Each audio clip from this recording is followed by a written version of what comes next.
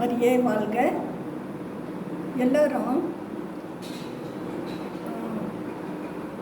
September 8 இல்லையா, அப்போது ஆரோக்கிய மதமாவுடைய பிறந்த நாள் விழாவை சிறப்பாக எல்லோரும் கொண்டாடுவோம்.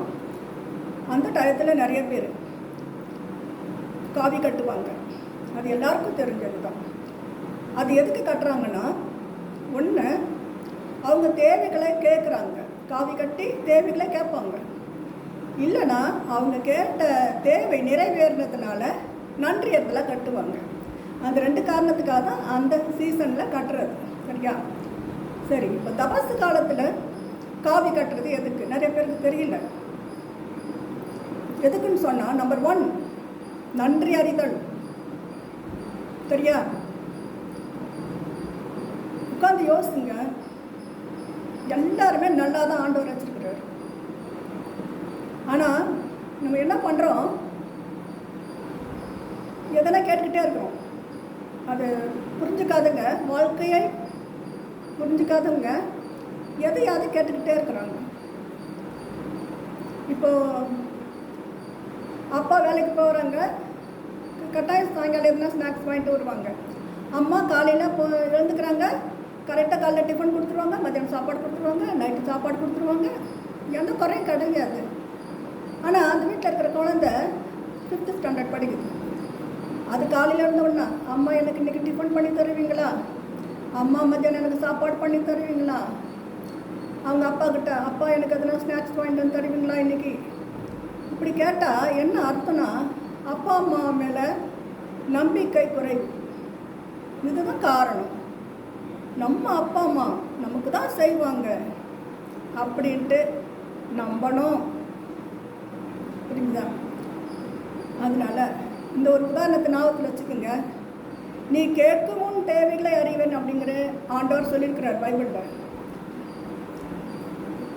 அதனால் நம்ம எதையும் கேட்க வேண்டாம், அவர் தான் நம்மளை படைச்சிருக்கிறார். எவ்வளோ பேர் எவ்வளோ நோய் நொடிகள் வந்து சின்ன சின்ன குழந்தையெல்லாம் இறந்துட்டுருக்கு. கொரோனா போச்சு, சுனாமி போச்சு, அதிலெல்லாம் நம்மளை ஆண்டவர் காப்பாற்றிருக்கிறாரு.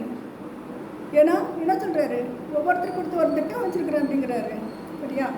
அவருக்கு தெரியும் நம்ம அவர் கையில் இருந்தால் போதும், அவர் நம்மை செயலாற்றுவார். உன் பலவீனத்தில் நான் இருந்து செயலாற்றுவேன்னு சொல்கிறார் இல்லையா? அதனால் நம்ம அவர்கிட்ட அர்ப்பணிச்சிடுவோம். அர்ப்பணிச்சிட்ட பிறகு நம்ம வாழ்க்கை எப்படி இருக்கணும்னா, நம்ம எதையும் கேட்கக்கூடாது, நன்றி மட்டும் சொல்லணும். இறைவா நல்ல உறவுகளை கொடுத்துருக்கிறார். சரியா? நம்மளுடைய கண்ணோட்டம் சில சமயத்தில் நம்மளை புரிஞ்சுக்காதவங்க, அப்படிப்பட்ட வாழ்க்கை,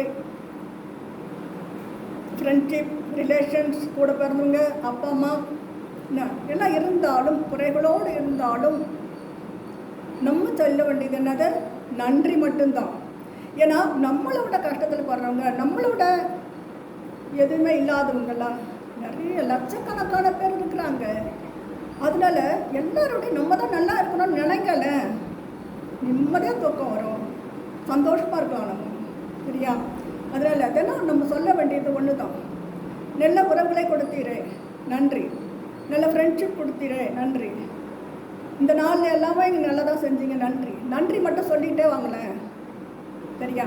அதனால் நன்றி சொல்கிறதுக்கு வருஷம் ஃபுல்லாக செய்த நன்மைக்கு நன்றி அறிதல் ஆண்டவருக்கு, நமக்காகவும் நம்ம சார்ந்தவர்களுக்காகவும், நம்ம ஃப்ரெண்ட்ஸ், நம்மளை நம்பி இருக்கிறவங்க, நம்மகிட்ட ஜபோதி கேட்டவங்க, நம்ம திருச்சபையில் நடந்த நன்மைகள், நெக்ஸ்ட் எல்லா பங்குலையும் தியான இல்லங்களில் எல்லாமே கடவுளுக்காக தான் சேவை செய்கிறாங்க. அதனால் நம்ம எல்லாருமே உடன்பிறப்புகள் தான்.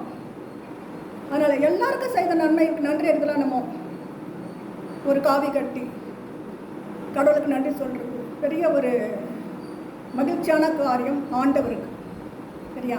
அது மாதிரி நம்மளுக்கு எதுவும் கேட்கக்கூடாது. மற்றவங்களுக்கு ஜபோதி கேட்டவங்களுக்கு ஜபிக்கணும். நெக்ஸ்ட் நன்றி மட்டும் சொல்லிக்கிட்டே இருக்கணும். சரியா? நெக்ஸ்ட் தபசு காலத்தில் தெரியும் எவ்வளோ ஒருத்தல் முயற்சிகள் இருக்குது, எவ்வளோ ஜபங்கள் இருக்குது, அதெல்லாம் செய்யலாம். ஆனால் இதெல்லாத்தையும் ரொம்ப ப்ளஸ் பாயிண்ட் அந்த காவி கட்டுறது. கட்டிட்டு பரிகார வாழ்க்கை, நம்மளுக்கு வாழ்க்கையில் வர துன்பங்கள் ஏமாற்றங்கள், அழுகை, கவலை, கண்ணீர், வாழ்க்கையில் எல்லாரும் அதெல்லாம் சகஞ்சாத்தான் இல்லையா? அதையெல்லாம் அப்படி அப்படியே ஒப்பு கொடுத்துக்கிட்டே இருக்கணும். பாவிகள் மனமாற்றம் அடைய, திருச்சபையில் விட்டு வெளியில் போனவங்கள திருச்சபைக்கு வரணும், குடும்ப உறவுகள் பிரிந்து போனவங்கள ஒற்றுமையாகணும், பங்கில் நல்லதொரு சமாதானம் இருக்கணும், நல்ல ஒற்றுமை இருக்கணும். இப்படி திருச்சபையில் தேவையில்லாத சாத்தான்களுடைய சோதனைகள் நிறைய இருக்குது, அதெல்லாம் நீக்கப்படணும் அப்படின்னு இதெல்லாம் அதுக்காக பரிகாரமாக நம்ம ஒப்பு கொடுத்து ஜபிக்கணும். சரியா? அது மாதிரி இன்றைக்கி குருத்து ஞாயிறு, இன்றைக்கி எல்லோரும் சர்ச்சுக்கு போயிருப்பீங்க. அந்த பிளஸ்ஸிங்கான அந்த ஓலையை சிலுவை செய்து உங்கள் வீடுங்களில் வைங்க. பெரிய ஒரு ஆசீர்வாதம். புரிஞ்சுதா? ஃபாதர்ஸ் வந்தால் பிளஸ்ஸிங் பண்ணி கொடுத்த அந்த தாலி செயினை தான் திருமணத்தில் முக்கியமாய் பயன்படுத்துகிறாங்க. சரியா? ஒரு ஃபாதர் தான் ஒரு பால் காய்ப்பு வீட்டில் பண்ண, அதுக்கப்புறம் தான் குடி வராங்க. அதே பிளஸ்ஸிங் தான் இந்த குருத்தோலையை இன்னைக்கு ஆசீர்வதிச்சிருக்கிறாங்க ஃபாதர்ஸ். சரியா? அந்த ஆசீர்வாதத்துக்கு எவ்வளோ ஒரு வல்லமை இருக்குன்னு புரிஞ்சுக்குங்க. அந்த குருத்தோலையை நம்ம வீடுகளில் வைக்கும்போது நமக்கு ஒன்று, நமக்கு ஆசீர்வாதம். ரெண்டாவது, சாத்தான் சோதனைகள் இல்லாமல் நீங்கள் நிம்மதியாக இருக்கலாம். மூணாவது, நீங்கள் எல்லாரும் கடவுளுடைய பிள்ளைங்கன்றது வெளிப்பாடு. உங்கள் வீடுகளுக்கு வரவங்களுக்கு அதை பார்க்கும்போது குருத்தோலை வச்சுருக்கிறாங்க, ஆண்டவரை முழுமையாக நேசிக்கிறாங்க, இவங்க கடவுள் பிள்ளைகளாக வாழ்கிறாங்க, சாட்சியாக வாழ்கிறாங்க அப்படின்னு ஒரு எடுத்துக்காட்டு. சரியா? இன்றைக்கி எல்லோரும் அந்த சிலுவை பண்ணி வீட்டில் வைங்க. அடுத்த தபஸ் காலத்தில் நிறைய பேர் காவி கட்டுங்க. சரியா? நிறைய பேர் நன்றி சொல்லுங்க, பரிகார வாழ்க்கை துவங்குங்க. சரியா? நம்ம கேட்டுக்கிட்டே கடவுள் எவ்வளோ தான் கொடுத்தாலும் கேட்டுக்கிட்டே தான் இருக்கிறாங்க. அது புரிஞ்சிக்காத ஒரு வாழ்க்கை. சரியா? நமக்கு எதுவுமே கேட்காமலோ ஆண்டவர் கொடுத்தது போதும். நமக்கு கடவுள் நம்மை அவர் கரத்தில் வச்சுருக்கிறேங்கிறாரு.